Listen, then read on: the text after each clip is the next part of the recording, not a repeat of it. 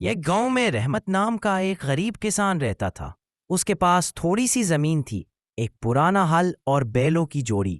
دن نکلتے ہی وہ کھیت میں پہنچ جاتا اور سورج ڈوبنے تک محنت کرتا، مگر فصل اکثر کم ہوتی۔ کبھی بارش وقت پر نہ آتی، کبھی کیڑے فصل کھا جاتے۔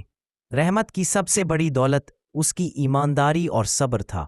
وہ کہتا تھا، محنت میرا قرض ہے اور رزق اللہ کا وعدہ۔ اس کی بیوی زینب سادہ دل تھی، تھوڑے میں گزارا کر لیتی۔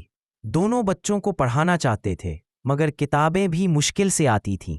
ایک سال قحط پڑا، گاؤں کے کئی کسان شہر چلے گئے، مگر رحمت نے ہمت نہ ہاری۔ اس نے اپنی زمین کا ایک حصہ سبزیوں کے لیے وقف کیا، پانی بچانے کے نئے طریقے آزمائے اور پڑوسیوں کے ساتھ مل کر کنواں صاف کیا۔ محنت کے ساتھ اس نے نیت بھی بدلی، اکیلے کے بجائے سب کے لیے سوچنے لگا۔ وقت بدلا، اگلے موسم میں سبزی اچھی ہوئی۔